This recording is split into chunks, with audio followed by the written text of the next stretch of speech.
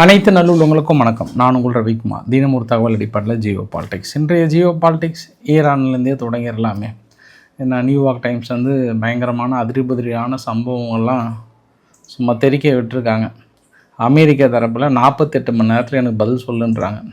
Iran ரொம்ப கூலாக வெள்ளிக்கிழமை பேசிக்கலாம், அவசரம் இல்லை ஒன்றும், போயிட்டு வாங்க அப்படின்னு யார் ஈரான் தரப்பில் ரொம்ப கூலாக சொல்கிறாங்க. ஆனால் அங்கே ஒரு மனுஷன் உட்காந்துட்டு எனக்கு 48 மணி நேரத்தில் பதில் வேணும், அதை வேணும்னு சொன்னால் ஃபஸ்ட்டு 10 நாள்ன்றாரு, 48 மணி நேரம்ன்றாங்க. எனக்கு தெரியல இப்போ யார் அவசரப்படுறாங்க, யார் ரொம்ப கூலாக இருக்காங்கன்னு தெரியல. ஆனால் சம்பவம் என்பது அதே ஹார்ட்டில் கொஞ்சம் கூட அப்படியே அந்த பரபரப்பு குறையவே இல்லை. அந்த பரபரப்பு இருந்துகிட்டே தான் இருக்குது. அதனால் ஈரானில் இருக்கக்கூடிய நிலவரங்கள் என்ன, அயதுல்லா அலி காமேனி அவர்கள் இருந்தார்னா அடுத்த கட்ட தலைவர்களையும் நியமித்து விட்டதா ஈரான் போன்ற பல அதிரிபுதிரியான சம்பவங்களை பார்த்துட்டு தான் நம்ம மற்ற பதிவுக்குள்ளே நம்ம போகிறோம்.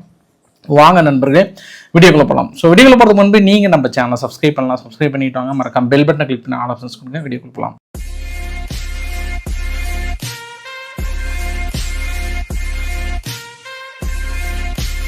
ஒரு சிறிய தகவல்.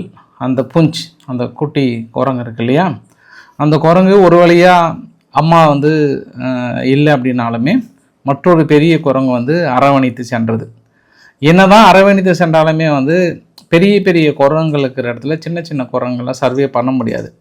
அதை அரவணைக்கிற குரங்கு இல்லாத சமயத்தில் நிறைய ஒரு சில குரங்கெல்லாம் உள்ளே புகுந்து ஆட்டங்காட்டி நிறைய அதை வந்து சித்திரவதை பண்ணிடுது. அப்போ அவன் கியாங்கியான்னு கத்திட்டு ஒரு பக்கம் மறுபடியும் போயிட்டு பொம்மையை கட்டி பிடிச்சி அழுதுட்டுருக்கு. அதனால் ஜூ காப்பாளர்களே, ஒன்று அதை தூக்கி தனியாக வச்சுடுங்க, இல்லை வேறு ஏதாவது நிலைமையை பண்ணுங்க. ஏன்னா முடியலைங்க, சமூக வலைதளங்களில் மறுபடியும் முடியல. ஒரு எக்ஸலத்தில் நம்ம எடுத்தோம் அப்படின்னா ஃபுல்லாக இதே வந்தால் நான் கண்டென்ட் எடுக்கிறதா இல்லைங்களா, ஃபுல்லாக எல்லாருமே பரிதாபத்தில் இருந்தால் எப்படிங்கன்னு நான் கேட்குறேன். நான் ஐயோ மறுபடியும் எல்லாம் சேர்ந்து அடிக்கிறாங்களே, ஐயோ ஏதாவது பண்ணுங்க, பேன் பார்க்குறதுக்கு ஏதாவது ஒரு குரங்கு அனுப்பிவிடுங்க அப்படின்ற மக்களோட மனநிலை மறுபடியும் எனக்கு ஃபுல்லாக அதே இருக்காங்க. அதனால் புஞ்சிக்கு பஞ்சு கொடுக்குற மாதிரி கொஞ்சம் தனியாக கொஞ்சம் தள்ளி வச்சுட்டிங்கன்னா கொஞ்சம் சேஃபாக இருக்கும். நானும் ஒரு ஜப்பானுடைய ஜூவுக்கு ஒரு கோரிக்கை வச்சுட்டு இந்த தகவலை வந்து கடக்க விரும்புகிறேன். நான் ஈரானில் ஒரு 3-4 இடத்துல ஒரு எக்ஸ்ப்ளோசிவ் நடந்ததாக சொல்கிறாங்க. தெஹ்ரான் ப்ராவினன்ஸில் புகை மண்டலமாக காட்சி அளித்தது. மேபி அது வந்து வெடி விபத்துகளாக தான் இருக்கும் அப்படின்ற மாதிரி வந்து சொல்கிறாங்க. ஒன்று. இரண்டாவது, மாணவர்கள் மத்தியில் இருக்கக்கூடிய போராட்டங்கள் வெடித்திருக்கிறதா என்றால் வெடித்திருக்கிறது. பெரிய அளவுக்கான போராட்டங்கள் தொடர்ந்து நடைபெற்று கொண்டிருக்கிறது. அந்த போராட்டங்களை தனது கட்டுக்குள் கொண்டு வருவதற்காக மறுபடியும் ரோந்து பணிகளை ஹெலிகாப்டர்லேருந்து எல்லாம் வந்து பெரிய அளவுக்கு வாட்ச் பண்ணிகிட்டு இருக்காங்க. ஸோ இது மறுபடியும் கட்டுக்கடங்காமல் போயிடுச்சு அப்படின்னா ஈரானுக்கு இந்த தடவை ரொம்ப ட்ரபிளாக மாறிடும்ன்றதுனால முன்கூட்டியே தடுக்கணும்னு நினைக்கிறாங்க. ஆனால் மாணவர்கள் போராட்டம் என்பது கொஞ்சம் பெருசாகும். பட் ஈரானில் தான் அவங்க தான் மொத்தமாக சொல்கிறாங்களே. மற்ற நாடை விட ஈரான் என்ன இஷ்யூ அப்படின்னா கண்மூடித்தனமாக மொத்தமாக சுட்டு தள்ளுறாங்க, கேட்கறதுக்கு ஆள் இல்லைன்னு. அதனால் சர்வசாதாரணமாக இந்த மாதிரியான போராட்டங்களை கட்டுக்குள்ளே கொண்டு வந்துடுவாங்கன்னு நினைக்கிறேன் நான். ஏன்னா அங்கே ஒன்றும் கேட்கறதுக்கு இல்லைல்ல, அது ஒரு கூடுதல் தகவல். அது இல்லாமல் அந்த போர் விமானங்கள் அனுப்புறது, போர் விமானங்களை நிலைநிறுத்துறது, வர்றது போகிறது, திருப்பியும் லோடு இறக்குறது, மறுபடியும் போகிறது, அது எல்லாமே இருக்கானா இருந்துட்டு தான் பாஸ் இருக்குது. அந்த வீடியோ பதிவுலாம் பார்த்திங்க அப்படின்னா தொடர்ந்து அமெரிக்காவில் வந்து கிளம்புது, ரீஃபியூல் பண்ணுறாங்க, வராங்க, பயிற்சி எடுக்கிறாங்க, ஆயுதங்களை இறக்குறாங்க, மறுபடியும் போகிறாங்க, மிடில் ஈஸ்டில் ஃபில் பண்ணுறாங்க, இறக்குறாங்க, போகிறாங்க. இதே வேலைகளை தொடர்ந்து கடந்த ஒரு வார காலமாக ஓய்வின்றி உழைத்து கொண்டிருக்கிறது அமெரிக்காவுடைய போர் விமானங்களும் அதிநவீன ஆயுதங்களும் தொடர்ந்து. அது குறிப்பாக இப்போ இருக்கக்கூடிய ஸ்டேட்டஸில் உங்களுக்கு அந்த மஞ்சள் கலர் இருக்குல்ல, இந்த புகைப்படத்தில் அந்த மஞ்சள் கலர் எல்லாமே வந்து டெஸ்ட்ராயர் அப்படின்னு சொல்லுவாங்க. அதாவது இடைமறித்து தாக்கல் நடத்தக்கூடிய டெஸ்ட்ராயர் இது. அந்த ஏமன் பக்கத்தில் இருக்கக்கூடிய யூஎஸ்எஸ் லிங்கன் இருக்கு இல்லையா, அதை சுற்றி ஒரு 4 டெஸ்ட்ராயர் இருக்குது. அப்புறம் ஈரான் பக்கத்தில் மட்டும் பாருங்கள் கிட்டத்தட்ட ஒரு 5 டெஸ்ட்ராயர் மேலே வைத்திருக்காங்க. 5 டெஸ்ட்ராயர். அது இல்லாமல் இந்த பக்கம் வந்து பர்ஷியா கல்ஃப்னா இந்த சைடு பக்கம் ஒன்று வச்சுருக்காங்க. அப்புறம் சவுதி அரேபியாவோட சந்தில் ஒரு டெஸ்ட்ராயர் இருக்குது. அப்புறம் இஸ்ரேல் பக்கத்தில் ஒரு டெஸ்ட்ராயர் இருக்குது. அது இல்லாமல் ஒரு 5 டெஸ்ட்ராயரோட மற்றொரு போர்க்கப்பல் வந்து வந்துட்டுருக்கு. அது ஆல்மோஸ்ட் நெருங்க போகுதுன்ற மாதிரி வந்து சொல்கிறாங்க. அடுத்து உங்களுக்கு போர்க்கப்பலாகவும் காட்டிட்டேன் நான். இந்த 2 புகைப்படங்களும் பார்த்தாவே உங்களுக்கு தற்போது இருக்கக்கூடிய ஒரு சூழ்நிலை புரியுது.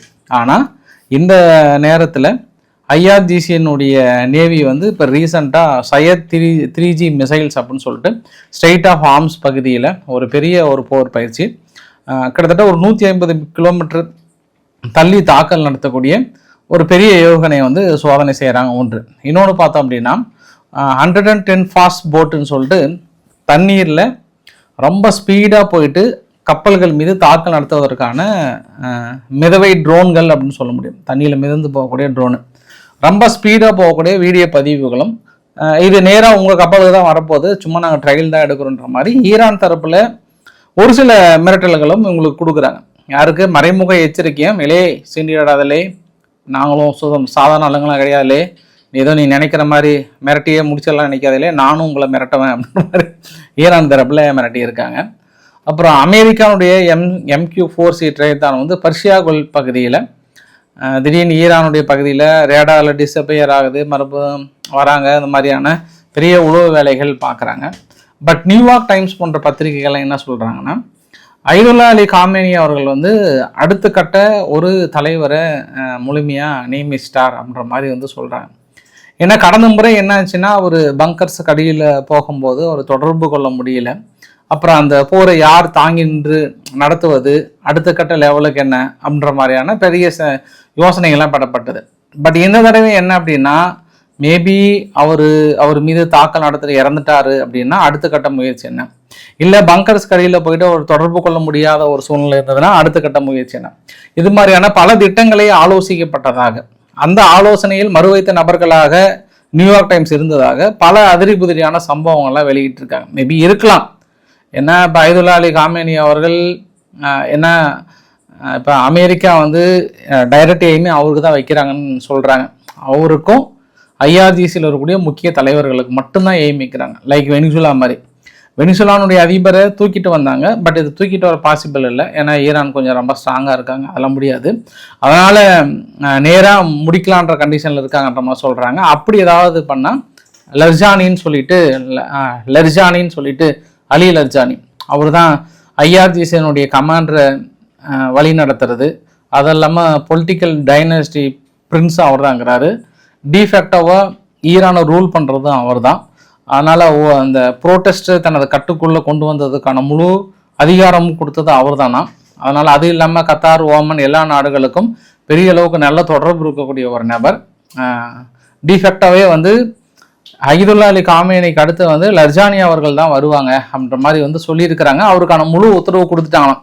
கிட்டத்தட்ட அடுத்த அலி காமேனி அவர் தான் இனி இந்த நடக்கின்ற இந்த முக்கிய நிகழ்வுகள், இந்த பிரச்சனை முடிகிற வரைக்கும் இனி அவர் வந்து தலைமை தாங்குவார், அவர் நேராக ஒற்றை கட்டுப்பாட்டில் இருப்பார் அப்படின்ற மாதிரியான உத்தரவுகள் கொடுக்கப்படுகிறதாக நியூயார்க் டைம்ஸ் வந்து ரொம்ப தெளிவாக சொல்லியிருக்காங்க. பார்க்கலாம். அது இல்லாமல் அமெரிக்கா தரப்பில் வந்து எனக்கு ஒரு 48 மணி நேரத்தில் எனக்கு முடிவு சொல்லுங்கப்பா அப்படின்றாங்க. இவங்க இல்லைப்பா மார்ச் மாதம் பேசிக்கலாமே. அதுவும் என்ன சொல்கிறாங்கன்னா, அமெரிக்கா வந்து எனக்கு 48 மணி நேரத்தில் கூட ஃப்ரைடேவாவது வாப்பா என்கிட்ட பேச்சுவார்த்தை நடத்த மாட்டாங்க. அவங்க ரொம்ப கூலாக சொல்கிறாங்க, இல்லை நான் கொஞ்சம் பிஸியாக இருக்கும், மார்ச் மாதத்தில் பேசிக்கலாம் போங்க, ஒத்துக்கிறோம், ஒன்றும் பிரச்சனை இல்லை. உங்களுக்கு என்ன இப்போ நியூக்ளியர் வந்து 0% என்ரிச்மெண்ட் தானே, ஒத்துக்கலாம், ஒன்றும் பிரச்சனை இல்லை. இப்போ தடைகளை நீக்கிட்டு வாங்க, ஆனால் வாங்க ஜி வாங்க, நம்ம அடுத்த மார்ச் மாதம் பேசிக்கலாம் வாங்க அப்படின்றாங்க. பிப்ரவரி போயிட்டு அடுத்து மார்ச் மாதத்துக்கு வந்துட்டாங்க. ரொம்ப கூலாக தான் இருக்காங்க. அதனால தான் விக்ஸாப் அவர்கள் இந்த பேச்சுவார்த்தைக்கெல்லாம் இடையில போயிட்டு ஆளை நியமிச்சுக்கிறார்ல, இவர் எப்படி எனக்கு போய் பேச்சுவார்த்தை நடத்துவார், எந்த அளவுக்கு ஒரு சக்ஸஸ் பண்ணுவார்னு ஒரு பெஸ்ட் எக்ஸாம்பிள் சொல்கிற பாருங்க. இன்றைக்கி அவர் வந்து ஒரு சேனல் உட்காந்து பேட்டி கொடுக்கும்போது என்ன சொல்கிறாருன்னா, லாஸ்ட் டைம் நாங்கள் வந்து B2 ஸ்ட்ராட்டஜிக் ஹேமர் மூலயமா ஒரு பெரிய அட்டாக்னு சொன்னாங்களே, அதெல்லாம் ஃபெயிலருங்க, ஒன்றுமே இல்லைங்க, எழுதி வச்சுக்கோங்க, இன்னும் 5-6 நாளுக்குள்ளே அவங்க அணு ஆயுத சோதனை பண்ண போகிறாங்க, கண்கூடாவே தெரியுது. நான் வந்து கிராசி அவர்கள்கிட்ட வந்து பேசிட்டேன், அது வந்து கிட்டத்தட்ட நெருங்குறாங்க. நான் வந்து எத்தனையோ முறை சொல்லிட்டேன் ட்ரம்ப் அவர்கள்கிட்ட தாக்கல் நடத்துங்கன்னு சொன்னால் இன்னுமே அவங்க வந்து பேச்சுவார்த்தை நடத்திட்டு இருப்பது எனக்கு சரியில்லைன்னு தோணுது, லாஸ்ட் டைம் ஃபெயிலியர் ஆகிடுச்சு அப்படின்றார். ஏங்க அவர் வந்து தாக்கல் நடத்தணுன்ற முழு ஐடியாவில் இருக்கிறாரு. அவரு நீங்கள் வந்து பேச்சுவார்த்தைக்கு போயிட்டு அவரையும் ஜெரால்டு குஸ்னர் அவர்களுக்கு போயிட்டு ஈரான்கிட்ட நடத்துங்கன்னா அதனால தான் இவங்க எந்த பேச்சுவார்த்தையும் நடத்தலை. அங்கே போயிட்டு சும்மா மிச்சரை சாப்பிட்றது, பிஸ்கெட்டை சாப்பிட்றது, சும்மாவே என்ன மாடசாமி வீட்டில் எல்லாம் நல்லா இருக்கிறாங்களான்னு நாயத்தை பேசிட்டு வர வேண்டியது. கரெக்டாக ட்ரம்ப் கிட்ட தலைவரே பயங்கரமாக பேசிட்டு தலைவரே கிட்டத்தட்ட வழிக்கு வந்துட்டாங்கன்ற மாதிரி சொல்கிறாங்க.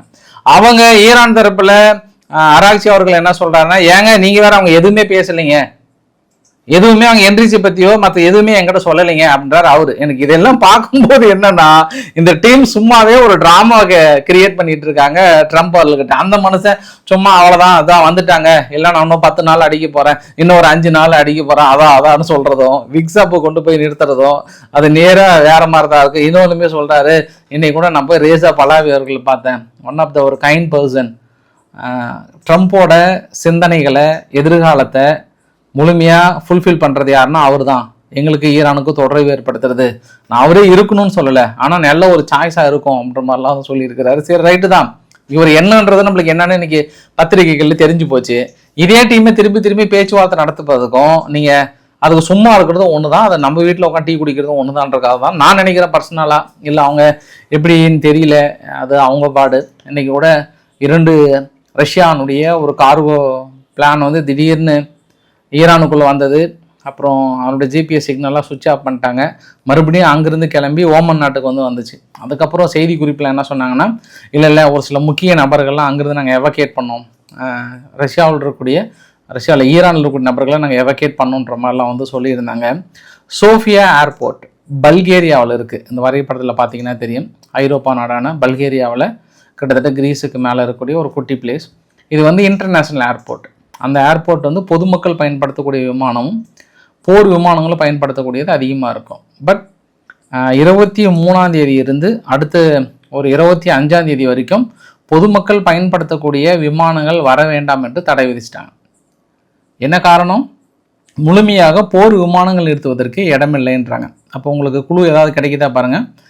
நேற்று நான் இன்னொரு விஷயத்தையும் உங்ககிட்ட சொன்னேன். போர்ச்சுகல்ல இருக்கக்கூடிய அமெரிக்காவுடைய ஏர்பேஸில் பெரிய அளவுக்கு நிறுத்தியிருக்காங்கன்ற ஒரு கூடுதல் தகவல். திடீர்னு பல்கேரியாவில் கொண்டு போயிட்டு வெளிப்படையாகவே, ஆனால் பல்கேரியா அரசாங்கம் கொடுத்த விளக்கம் என்ன அப்படின்னா, ஈராக்கில் இருக்கக்கூடிய அமெரிக்க நிலைகளை வெக்கேட் பண்ணதுனால இப்போது நிலைமைக்கு நாங்கள் இங்கே கொண்டு வந்து வைக்கிறோம், மற்றபடி நீங்கள் ஈரானோட கம்பேர் பண்ணாதீங்கன்றாங்க. பாஸ், அமெரிக்காவுக்கு இல்லாத பேஸா?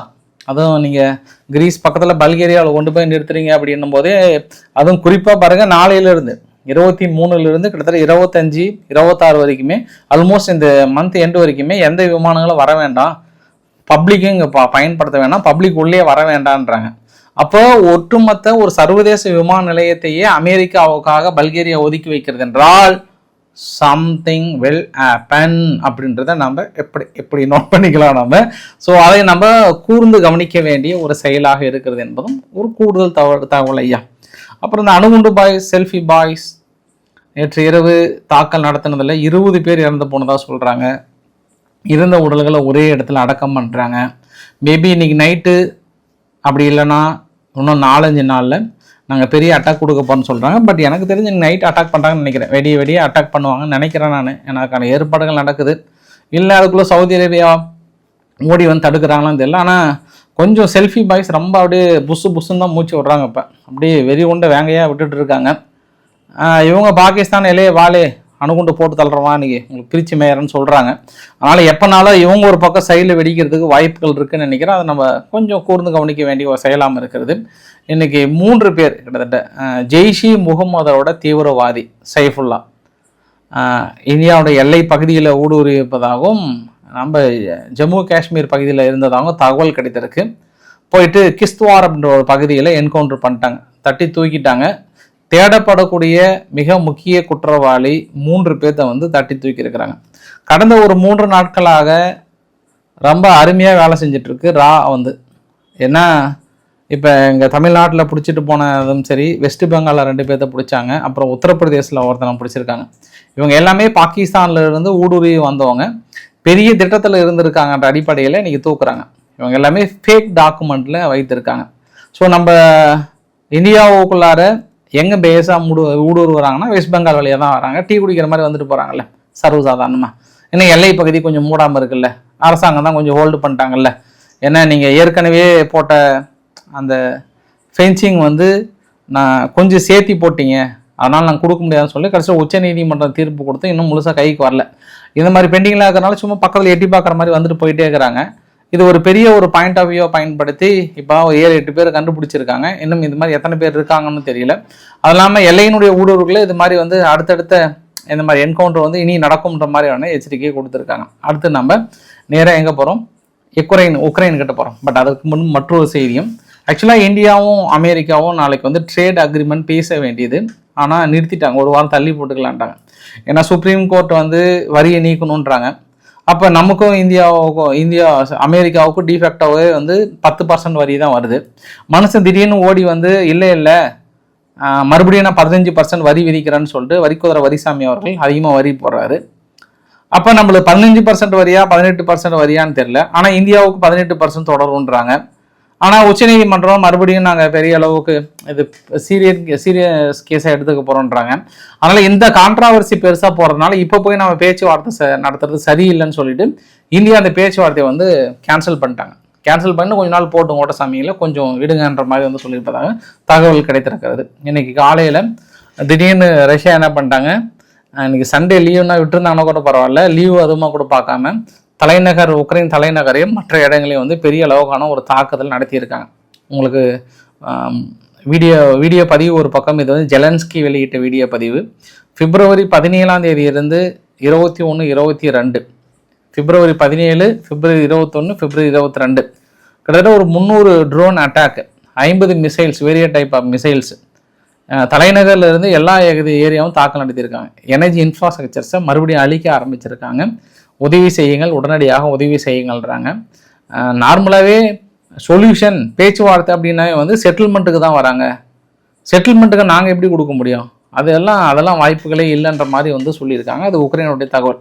அதே போல் கிரீன்லாந்தில் இருக்கக்கூடிய அந்த சப்மரைன் ஒரு சில கேஸ்னால அங்கே ஒரு சில மக்கள் பாதிக்கப்பட்டதுனால என்னாச்சுன்னா, திடீர்னு அமெரிக்கா வந்து நாங்கள் ஒரு மருத்துவ கப்பலே அனுப்புகிறோன்னு சொன்னாங்கல்ல, அதற்கு கிரீன்லாந்து டென்மார்க்கும் மறுத்துட்டாங்களே, உங்கள் உதவி எனக்கு தேவையில்லை, எங்ககிட்டே போதிய அளவுக்கு மருத்துவர்கள் எல்லாமே இருக்கிறாங்க, உங்கள் சீன்லாம் எங்கள் பருப்பு ஆகாதுன்ற மாதிரி சொல்லிட்டு நீ கிளம்புப்பா, எல்லாம் எங்கேருந்து கிளம்புற, நீ திரும்பி கிளம்பு, அப்புறம் நீ டாக்டர் அனுப்புகிறேன் அதை அனுப்புகிறேன்னு சொல்லிட்டு பார்த்தியா அவசர கால உதவி செஞ்சுட்டு கிரீன்லாந்துக்கு நான் தான் ஏன் நாடு தான்ன்ற மாதிரிலாம் நீ கதையை கட்டுவீங்க, அதனால் இந்த பாசாங்க வேலைலாம் நம்மக்கிட்ட வேலைக்கு ஆகாது, நீ கிளம்புப்பான்ற மாதிரி வந்து சொல்லியிருக்காங்க. அமெரிக்காவை பார்த்து எதிர்த்து பேச ஆரம்பிச்சுட்டாங்க டென்மார்க்கு. என்ன ஆக போதோ தெரியல. இப்போல்லாம் வீட்டில் அவங்க மனைவி கூட ட்ரம்ப்பை பார்த்து எதிர்த்து பேச முடியலையா, அந்தளவுக்கு மனசை கேட்டால் வரி போட்டுருவோம் உண்மையிலே அப்படின்றாராம். அதனால் கொஞ்சம் அமைதியாக இருக்கிறாங்க. இந்த நேரத்தில் நேட்டோ நாடுகளுக்குள்ள ட்ரம்ப் அவர்களை எதிர்த்து பேசிகிட்டு இருக்காங்கன்ற ஒரு கூடுதல் தகவல். சோமாலியா லேண்டை வந்து தனி நாடை அங்கீகரித்து ஏற்கனவே இஸ்ரேல் என்ன பண்ணாங்க, ஒரு பேஸ் ஒன்று ஒதுக்குறேன்னு சொன்னாங்க. ஆனால் அதுக்குள்ளே இந்த பக்கம் எகிப்து, துருக்கி எல்லா நாடுகளும் ஓடி வந்து சோமாலியா கிட்ட ரொம்ப ஸ்மார்ட்டாக ஆக்ட் பண்ணிகிட்டு இருக்காங்க. சோமாலியா லேண்ட் இருந்து பார்த்தாங்க, இது யாருக்கிட்ட எங்கே அடித்தா பால் விழுன்னு சொல்லிட்டு இன்றைக்கி அமெரிக்காவுக்கு ஒரு கடிதம் ஒன்று எழுதியிருக்காங்க. அமெரிக்கா வாங்க, எங்கள் நாட்டில் இருக்கக்கூடிய இயற்கை வளங்களை எடுத்துக்கோங்க, எங்கள் பகுதியில் இருக்கக்கூடிய நீங்கள் ஒரு முக்கியமான பகுதியை உங்களுக்கு ஒதுக்குறோம், நீங்கள் ஒரு ஏர்பேஸு செட் பண்ணிக்கோங்க. டிஜிபவுட்டியில் வந்து சீனாவுடைய ஹார்பர் இருக்குது, அதுக்கு நீங்கள் போட்டிங்கன்னா அது நாங்கள் தான் கரெக்டு, வா அமெரிக்கான்னு அங்கேயும் எந்த இடத்துல அடித்தா வீக்னஸ் அடிக்கலாமோ அந்த இடத்துல கரெக்டாக வீக்னஸ் அடிச்சிருக்காங்கன்ற ஒரு கூடுதல் தகவலாக சொல்ல முடியும். கிளைமேக்ஸ், வடகொரிய அதிபர் கிம் ஜாங் உன் அவர்கள் அடுத்தடுத்த அணு ஆயுத சோதனையில் வெற்றி பெற்றிருக்கிறார். எங்கிட்ட இருக்கக்கூடிய அணு ஆயுதம் பொறுத்த வரைக்கும் ரொம்ப அமைதிக்காக தான் நாங்கள் வைத்திருக்கிறோம். ஆனால் ஒன்றை மட்டும் நான் நினைவு கூற விரும்புகிறேன், வெனிசுலாவை போல் வடகொரியாவை பிடித்து விடலாம் என்பவர்களுக்கு மட்டும்தான் இந்த அணு ஆயுதம். நீங்கள் நெருப்புடன் விளையாடுகிறீர்கள் என்ற எச்சரிக்கைக்காக மட்டுமே இந்த அணு ஆயுதத்தை வைத்திருக்கிறோம். மற்றபடி இது வந்து அமைதியாக தூங்கி இருக்கக்கூடிய ஒரு லட்டு, அமைதியான ஒரு குட்டி மாதிரி வந்து தடையை கூட நீங்கள் வச்சிருக்கலாம் அப்படின்ற மாதிரி சொல்லிட்டு, அதனால் நீங்கள் ரிமெம்பர் பண்ணிக்கோங்க முடிச்சிடுவோன்றாங்க. இப்போ ஈரானுக்கு என்னென்னா பாரு, வடகொரியா ஒரு குட்டி நாடு, அவங்ககிட்டலாம் அணு ஆயுதம் இருக்கு விடுறாங்கப்பா, கண்டுக்காமக்கிறாங்க, எங்களை மட்டும் ஓடி வந்து இப்படி வந்து டிஸ்டர்ப் பண்ணுறாங்களேன்ற ஒரு எண்ணம் ஈரானுக்குள்ளே வரும்ல. பார்க்கலாம். இன்னைக்கு அமெரிக்காவுடைய செக்யூரிட்டி சர்வீஸ் என்ன பண்ணியிருக்காங்க, அதாவது மாரியோ லாகோ சொல்லிட்டு ரிசார்ட் ஃப்ளாரிடாவில் ட்ரம்ப் இருக்கக்கூடிய இடத்துல திடீர்னு ஒருத்தர் கன்னோட நுழைஞ்சதை சுட்டு வீழ்த்தியிருக்காங்களாம். ஒரு பெரிய பரபரப்பாக இருக்காங்க. ஒரு மாதிரி செக்யூரிட்டி பிரீச், ஆல்மோஸ்ட் அவர் அசாசினேஷன் பண்ணுறதுக்காக தான் கன்னோட நுழைஞ்சிருக்காங்கன்ற மாதிரி ரொம்ப பரபரப்பாக்குறாங்க. அதை முழுசாக அப்சர்வ் பண்ணிட்டு நாளைக்கு காலைல ஆர்கே சேனலில் டீட்டெயிலாக சொல்கிறாங்க. ஒரு நிஜமாவே ட்ரம்ப்பை போட்டதில் தான் வந்தாங்களா, என்ன ஆச்சு, என்னப்பா அமெரிக்காவுக்கு இப்படி ஒரு சோதனையா, அமெரிக்காவுக்குள்ள இப்போ ட்ரம்ப்புக்கு ஒரு சின்ன பிரச்சனைனால அது ஈரான் மீது தான் பழி போகும். அதுவும் நம்ம குறித்து பார்க்க வேண்டிய ஒரு நிகழ்வும் கூட. பிடிச்சிருந்தால் லைக் பண்ணுங்கள், ஃப்ரெண்ட்ஸுக்கு ஷேர் பண்ணுங்கள், சப்ஸ்கிரைப் பண்ணுங்கள். ரவிக்குமார் சோமு சேனல். நன்றி, வணக்கம்.